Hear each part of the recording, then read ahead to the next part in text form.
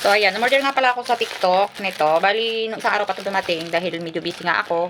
Eh, hindi ko siya na-unpack or nagagawa ng video. So, gagawa ko ito ng video kasi maraming beses ko na siyang nabili. 3 times na.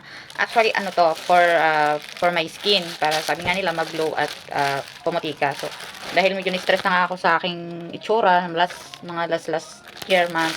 So, gusto ko namang ibalik yung dating ako dahil na-stress na yung asawa ko sa akin. So, ngayon, i-unpack ko siya at i-reveal ko sa inyo yung isa sa mga bagong ginagamit ko sa akin para mag-glow naman ako at mag-improve yung skin ko and yung aking personality.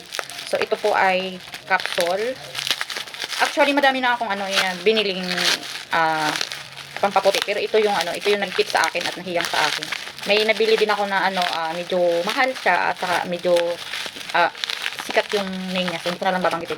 Pero kasi dito kasi nag-improve ako eh. Dito ito yung nahiyang sa akin. Ito yung pink white. Ito yung iniinom ko.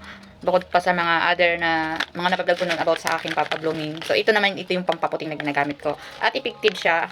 Kaya, gusto ko lang i-share sa inyo. So, yun lang. Marami na itong gumagamit at ito ay trending na rin at lahat ng gumagamit maganda yung feedback. Talagang sumusobra yung puti nila. So, ito yung ginagamit ko ngayon.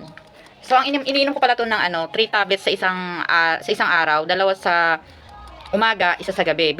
Sa umaga, wala pang laman yung tiyan ko. Iniinom ko na siya. At sa gabi naman, bago ako matulog. So, iniinom ko siya. At umipik talaga siya sa akin. Maganda yung naging result niya sa akin. Talagang nag-glow yung skin ko, kuminis yung face ko, yung balat ko, nag-smooth, ganyan. So, ayan, kung gusto niyo rin masubukan to at marami naman to magagandang feedback sa TikTok, orderin nyo na rin.